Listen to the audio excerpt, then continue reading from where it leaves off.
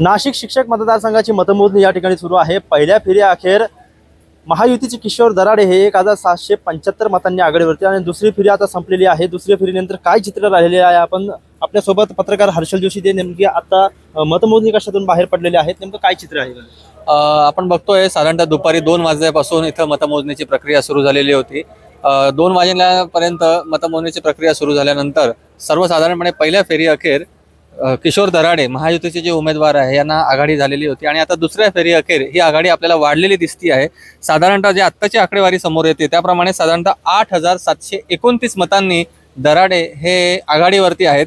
तर विवेक कोल्हे अपक्ष उमेदवार यांना 15,564 मतं मिळाली ते दुसऱ्या क्रमांकावरती आहेत। तर महाविकास आघाडीचे संदीप गुळवे हे आता क्रमांक 3ऱ्यावरती असले। किशोर दराडे यांना एकूण आता मतं किती मिळालेली आहे, विवेक कोल्हेंना किती आहे आणि गुळवेंना किती आहे? साधारणतः दुसऱ्या फेरी अखेर जो आपल्याला अंदाजित आकडा येतो आहे त्या आकडेवारीनुसार दराडे यांना 24,339 मतं आहेत, कोल्हे यांना 15,564 तर गुळवे यांना 15,133 म्हणजे साधारणतः 8,729 मतांनी दराडे आघाडीवरती आहेत। आता ही सध्या अधिकृत आकडा आहे का, याच्यामध्ये कमी जास्त होऊ शकतो? नाही, निश्चितच याच्यामध्ये हा जो आकडा आहे आपल्याला शासनाच्या माध्यमातून जो त्या टेबलवरती काउंटिंग होत आहे त्या प्रोसिजर म्हणणं मिळत आहेत। अधिकृत आकडेवारीची घोषणा ही रात्री उशिरापर्यंत होणार आहे आणि साधारणतः 12-12:30 वाजेपर्यंत तिसऱ्या मतमोजणीनंतर मूळ निकाल हाती यायला सुरुवात होणार आहे।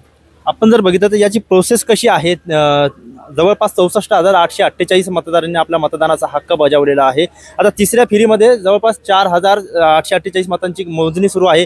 त्यामध्ये बाद मतं जे आहे ते बाजूला करून आणि त्याच्यानंतर जे काही वैध मतं उरणार आहे त्याची जे आहे तर मॅजिक म्हणजे एक त्यांना कशा पद्धतीने त्याचं विश्लेषण करण्यात येईल? प्रेफरन्शियल वोटिंग सिस्टीमनुसार साधारणतः एक कोटा थोड्या वेळानंतर आता आपल्याला निवडणूक अधिकाऱ्यांकडून एक कोटा मिळणार आहे आणि ज्या टोटल मतदानाचं जे काही काउंटिंग झालेलं असतं त्याचा निर्धारित कोटा त्या उमेदवाराला डिक्लेअर केला जाईल। पहिल्या फेरीतच ज्या उमेदवाराला हा निर्धारित कोटा डिक्लेअर केलेला असेल तेवढी वैध मतं त्या उमेदवाराला मिळाल्यास तो विजयी घोषित केला जातो। तेवढी वैध मतांचा कोटा जर त्या उमेदवाराने म्हणजे प्रेफरन्शियल वोटिंगनुसार न केल्याने क्रमांक 2ऱ्या नंबरचे जे काही वोट्स आहेत ते काउंटिंग केले जात असतात आणि त्यानंतर पुन्हा एकदा नव्याने या संदर्भातली ही घोषणा केली जात असते। खरं तर हा प्रकार प्रेफरन्शियल वोटिंग ज्याला आपण शिक्षक मतदारसंघ म्हणा किंवा पदवीधर म्हणा याच्यामध्ये आपण बघत असतो। या सर्व प्रोसेसला थोडा वेळ लागणार आहे। प्रथम पसंतीमध्ये कोणी विजय होईल असे चित्र दिसतंय का? निश्चितच आताच्या कंडिशनवरती जर आपण बघितलं तर आघाडीवरती आपल्याला किशोर दराडे हे दिसत आहेत, परंतु अजूनही कोटा निश्चित व्हायचा बाकी, त्यामुळे आत्ताच विजयी कोण होईल हे सांगणं सध्या तरी आपण शक्य नाही आहे। परंतु आपण थोडा वाट बघूया, थोड्या वेळापर्यंत आपल्याला रिझल्ट यायला लागेल। कोटा एकदा निश्चित झाल्यानंतर थोडंफार चित्र आपल्याला या 5 जिल्ह्यातल्या मतदारसंघांचं स्पष्ट होणार आहे। निश्चितच आपण जर बघितलं तर महायुतीचे जे उमेदवार आहे किशोर दराडे हे 8,729 मतांनी आघाडीवरती आहे। दुसऱ्या फेरीचे जे आहे मतमोजणी झालेली आहे, तिसऱ्या फेरीला आता सुरुवात झालेली आहे।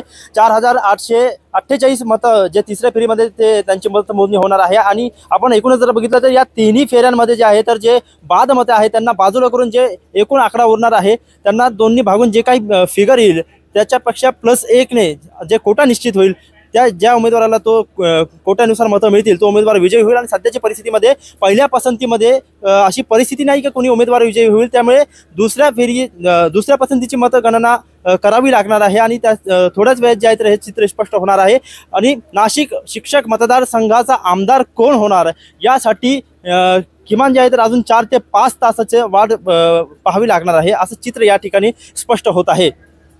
मोबिन खान, माय न्यूज, नाशिक।